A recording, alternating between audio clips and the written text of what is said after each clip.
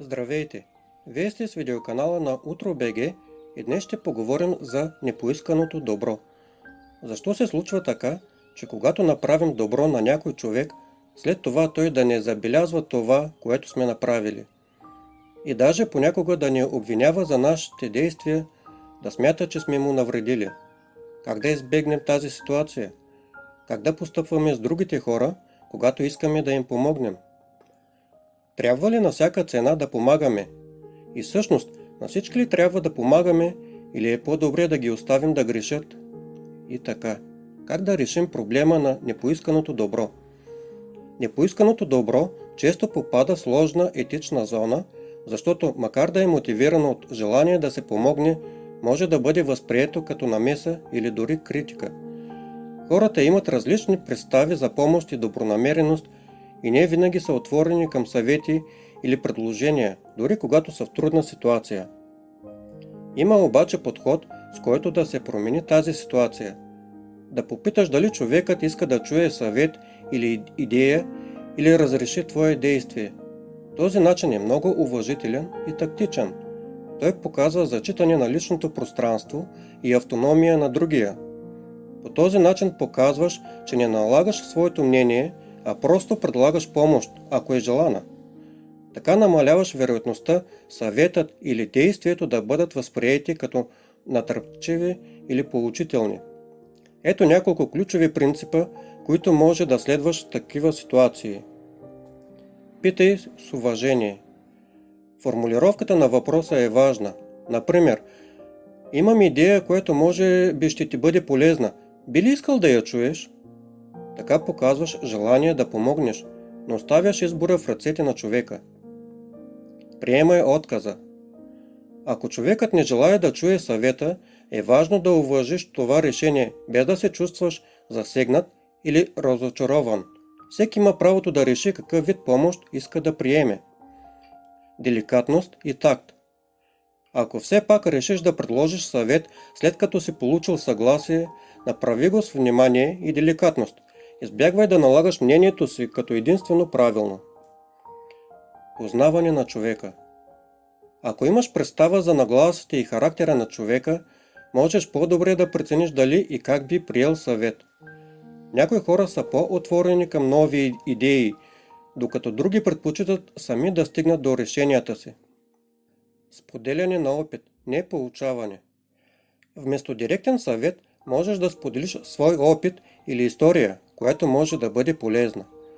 Това не изглежда толкова настоятелно и позволява на човека сам да извлече изводите.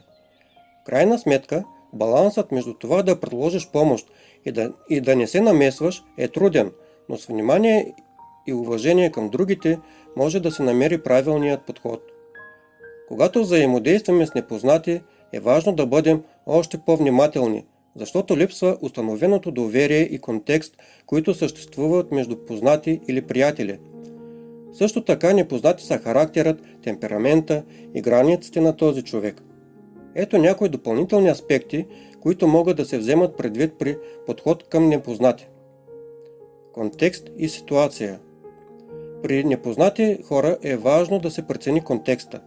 Например, ако видиш някой затруднено положение, подходящо е да предложиш помощта си.